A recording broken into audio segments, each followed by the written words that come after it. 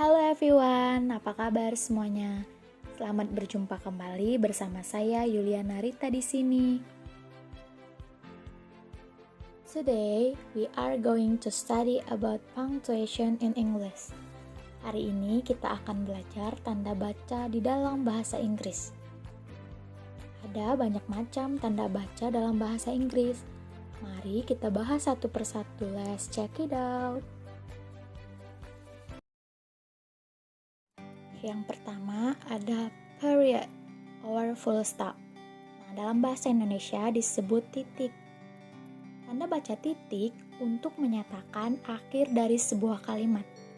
A period to clear up sentence. Example, contohnya, we went to Bali last month. Kemudian, tanda baca titik adalah untuk menunjukkan singkatan. Indicate abbreviation. Contoh, PM untuk post meridian.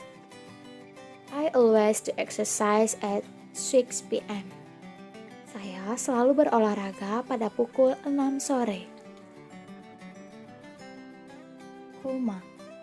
Tanda baca koma untuk menunjukkan jeda dalam sebuah kalimat. As used to indicate a pause in the sentence. Example. Contohnya, as I said before, we have to stay at home. Seperti yang sudah saya katakan sebelumnya, kita harus diam di rumah. Question mark. Dalam bahasa Indonesia disebut tanda tanya. Tanda baca ini digunakan untuk melengkapi kalimat dalam bentuk kalimat pertanyaan langsung. Is used to complete sentence that form direct question. Example, contohnya, do you have breakfast? Or, who is he? Who are you? Exclamation mark. Tanda seru. Tanda baca ini digunakan untuk mengekspresikan kejengkelan, kejutan, dan berfungsi dalam kalimat perintah. As used to express exhilaration, surprise, and as used in common sentence. Example, contohnya, it's beautiful. Close the door. Colon.